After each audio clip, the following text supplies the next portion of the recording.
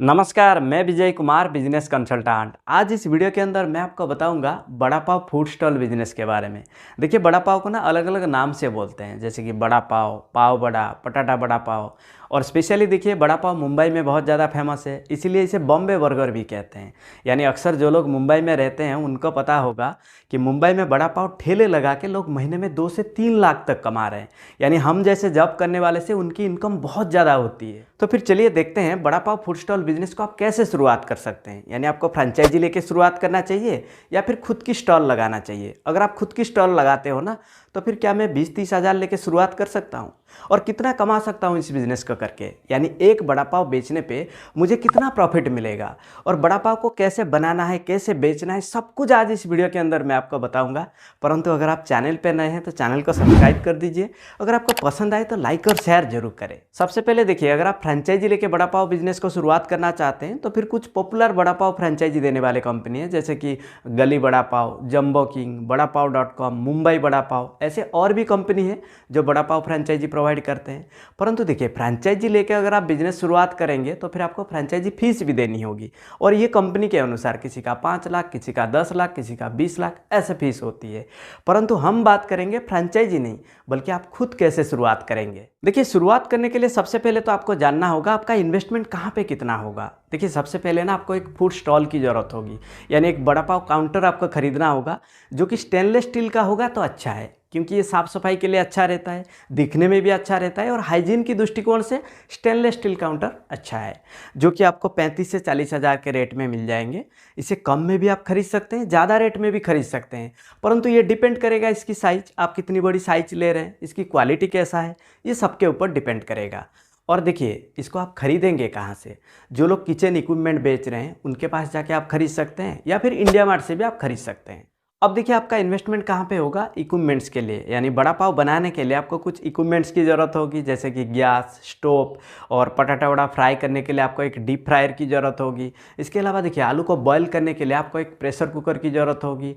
और इसके अलावा cutting board, knife, tong, spoon, spatula, और चटनी रखने के लिए आपको एक कंटेनर की ज़रूरत होगी।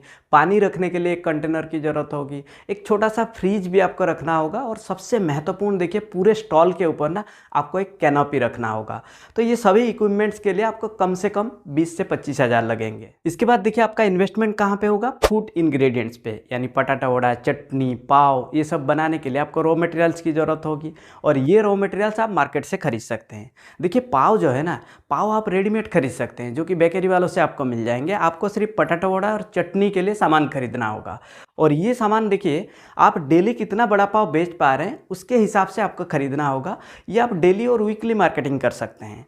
और ये देखिए, ये जो सामान लगते हैं ना, ये बहुत ही बेसिक इंग्रेडिएंट्स आपको लगते हैं, जैसे कि आलू, प्याज, बेसन, तेल, मसाला, हरी मिर्च, धनिया पत्ता, पुदीना, करी पत्ता, ऐसे कुछ बेसिक इंग्रेडिएंट्स आपको खरीदना होगा इस बिज़नेस के लिए। इसके बाद देखिए, आपका इन्वेस्टमेंट होगा लोकेशन और लाइसेंस के लिए। देखिए, अगर आप अपना स्टॉल को एक हाई फुटफॉल एरिया यानी प्राइम लोकेशन पे आप रखना चाहते हैं तो फिर आपको थोड़ा ज़्यादा रेंट देना होगा।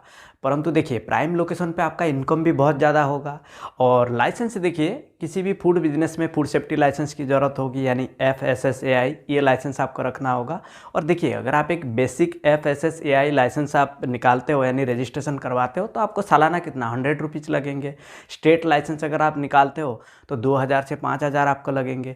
अगर आप सेंट्रल लाइसेंस निकालते हो तो फिर देखिए, एनुअली आपको 7500 रुपया लगेंगे। और लोकेशन के हिसाब से रेंट, यानी सपोज कीजिए 5000, 10,000, 15,000 के भीतर आपको रेंट देना होगा। और अगर आप एक मैन पावर भी रखते हैं तो उनको आपको हर महीना सैलरी देना होगा। यानी ओवरऑल अगर देखा जाए, बड़ा पाव बिजनेस को शुरुआत करने के लिए आपको कम से कम 1 लाख इन्वेस्टमेंट करना होगा। परंतु देखिए, इससे कम इन्वेस्टमेंट करके भी आप शुरुआत कर सकते हैं, परंतु ये डिपेंड करेगा आपकी लोकेशन, आप कौन सा लोकेशन पे शुरुआत कर रहे हैं, और आपकी स्टॉल साइज, कितनी बड़ी स्टॉल आप ले रहे हैं, उसके ऊपर इक्विपमेंट्स, कितना आप इक्विपमेंट्स ले रहे हैं, उसकी क्वालिटी कैसा है। और देखिए, बड़ा पाव, चटनी, पाव, ये सब बनाने के लिए आपको रॉ मटेरियल्स की ज़रूरत होती है। तो कितना रॉ मटेरियल्स खरीद के आप स्टॉक रखते हो, और देखिए आपको कौन कौन सा परमिट्स लगते हैं, ये सबके ऊपर डिपेंड करेगा आपका इन्वेस्टमेंट। अब हम देखते हैं आप इस बिज़नेस का करके कितना प्रॉफिट कमा सकते हैं। परंतु देखिए, उससे पहले आपको जानना होगा एक बड़ा पाव को कस्टमर को खिलाने में आपका कितना खर्चा होता है, यानी एक बड़ा पाव के पीछे कितना कॉस्ट लगते हैं। देखिए इसके पीछे ना दो टाइप के कॉस्ट होते हैं, एक होता है वेरिएबल कॉस्ट, एक होता है ओवरहेड कॉस्ट।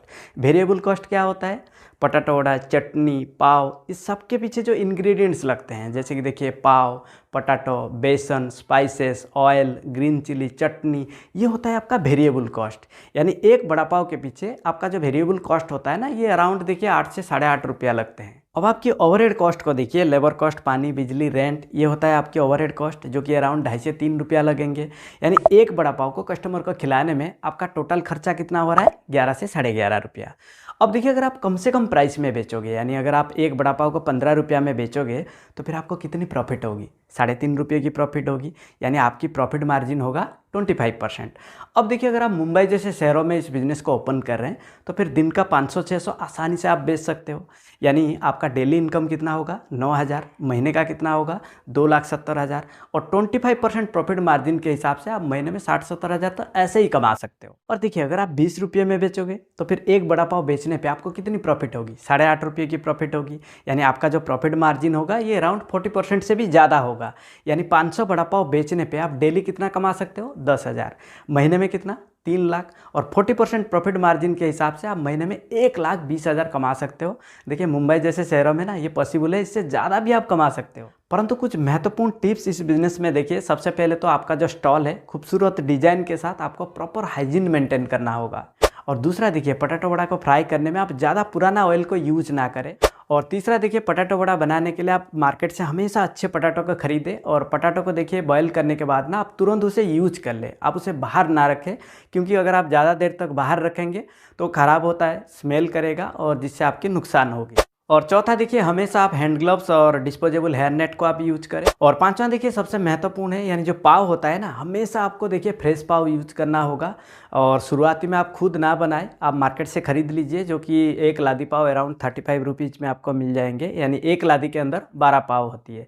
देखिए मार्केट से इसीलिए क्योंकि पाव आपका सॉफ्ट होना चाहिए, और शुरुआती में आप खुद बना के रिस्क ना लें। जैसे जैसे आपका टाइम बीतेगा, 5-6 महीना आपका एक्सपीरियंस हो जाएगा, आप खुद बना के फिर पाव दे सकते हैं। और लास्ट में देखिए, कस्टमर की पसंद को ध्यान में रखते हुए अगर आप पटाटो वड़ा और चटनी बनाना सीख जाएंगे, तो फिर कस्टमर के बीच में आप फेमस होते चले जाएंगे, और आपकी जो बिजनेस है ये आगे बढ़ता चला जाएगा। तो इस वीडियो के अंदर इतना ही था, परंतु आने वाले वीडियो के अंदर मैं आपको बताऊंगा और एक लो इन्वेस्टमेंट फूड बिजनेस के बारे में। अगर आप देखना चाहते हैं तो चैनल को सब्सक्राइब कर दीजिए।